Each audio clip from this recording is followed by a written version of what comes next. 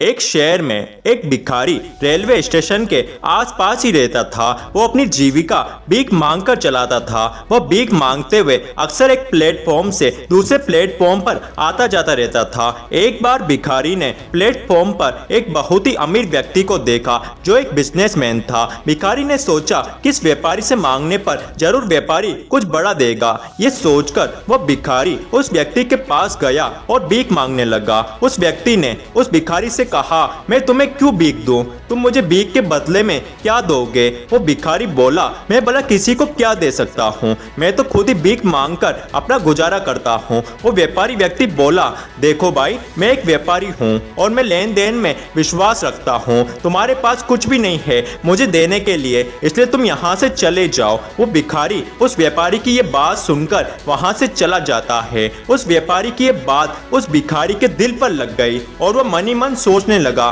कि उस व्यक्ति ने सही बोला, मैं सिर्फ मांगता हूँ, लोगों को कुछ देता नहीं हूँ। अब से मैं लोगों को मांगने के साथ साथ लोगों को कुछ दूंगा भी। वो भिखारी सोचने लगा कि मैं भीख के बदले में लोगों को क्या दूं। सोचते सोचते वह भिखारी रेलवे स्टेशन के पास वाले गार्डन में पहुंच गया। वो वहां पर फूलों को देखता है। फूलों को देखकर वह सोचता है कि अब से मैं भीख के बदले में लोगों को ये फूल दूंगा। अब भिखारी हर सुबह स्टेशन के पास वाले गार्डन से फूल तोड़ता है और भीख मांगते वक्त हर व्यक्ति को एक एक फूल देता है, जिससे लोग खुश होकर उसे कुछ न कुछ जरूर दे देते थे।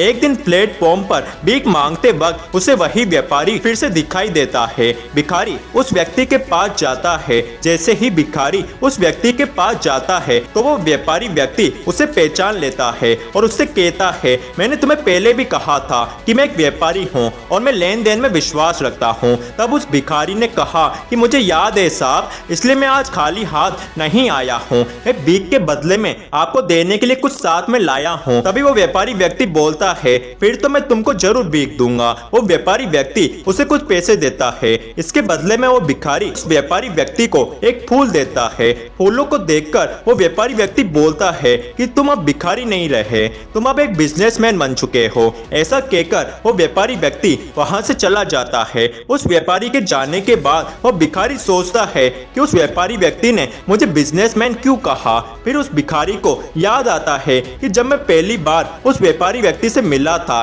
तो उन्होंने मुझे कहा था कि मैं एक व्यापारी हूं और मैं लेन देन में विश्वास रखता हूं। और जब आज मैंने भी भीख के बदले में उस व्यापारी व्यक्ति को फूल दिया तो उसने मुझे बिजनेसमैन कहा। तभी उस भिखारी को एक विचार आया, क्यों न मैं फूलों का व्यापार करूं। यह सोचकर उसने निश्चय किया कि अब मैं भी बिजनेसमैन बनूंगा। इसी खुशी में वो भिखारी प्लेटफॉर्म पर जोर से चिल्लाते हुए कहने लगा कि अब मैं भी बिजनेसमैन बनूंगा। ये सुनकर प्लेटफॉर्म पे खड़े सभी यात्री उस भिखारी पर हंसने लगते हैं। उन सबको हंसते हुए देख वो भिखारी कुछ भी नहीं बोलता, बस चुपचाप वहां से चला जाता है और कई सालों तक उस स्टेशन पर दिखाई नहीं देता है।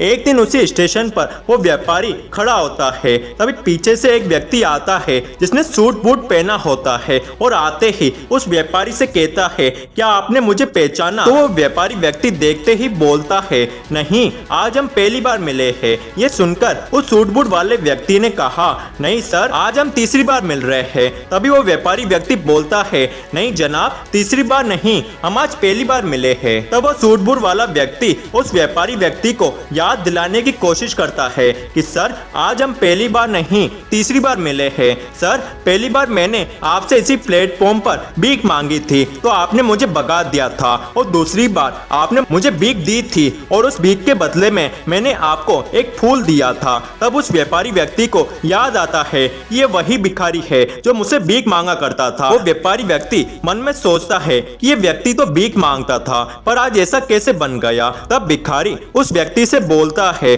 अब मैं भिखारी नहीं रहा साहब, आज मैं आपकी प्रेरणा की वजह से एक बिजनेसमैन बन चुका हूँ। याद है जब मैंने आपको फूल दिया था तो आपने मुझसे कहा था कि अब तो भिखारी नहीं रहा, अब तो एक बिजनेसमैन बन गया है। तो उसी दिन मैंने ये निश्चय किया कि मैं भी एक व्यापारी बनूंगा और आज मेरा शहर में फूलों का बहुत बड़ा बिजनेस है और आज बिजनेस के काम से ही मैं दूसरे शहर जा रहा हूँ। दोस्तों, ये कहानी हमें ये सिखाती है कि जैसा हम सोचते हैं हम वैसे ही बन जाते हैं। जैसे उस भिखारी ने उस व्यापारी की बातों को सकारात्मकता में लिया, उसने अपनी सोच को सकारात्मक रखा जिसके चलते उसे अच्छा विचार आया और वह एक बहुत बड़ा फूलों का व्यापारी बन गया। अगर वह उस व्यापारी की बातों को नकारात्मकता में लेता तो आज वह भिखारी ही रहता। इसलिए दोस्तों हमेशा सकारात्मक सोचो। आप देखें कि जितने भी सफल व्यक्ति हुए हैं जिन्होंने बड़ी बड़ी ऊंचाइयों को छुआ है वह कभी भी नकारात्मक नहीं सोचते। उनकी सोच हमेशा सकारात्मक रहती है।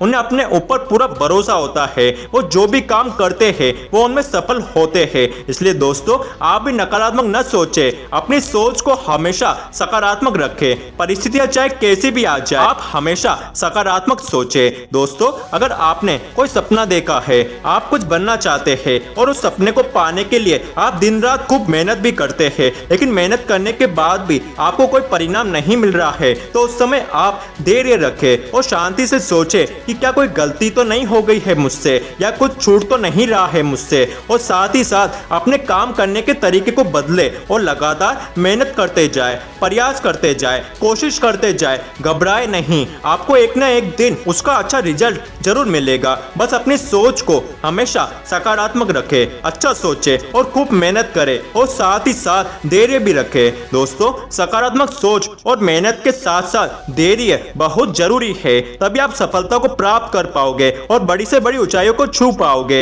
इसलिए दोस्तों अपनी सोच को हमेशा सकारात्मक रखें, अच्छा सोचे, खूब मेहनत करें और साथ ही साथ धैर्य रखें। आप अपने सपने को जरूर पूरा करेंगे, आपको सफलता जरूर मिलेगी।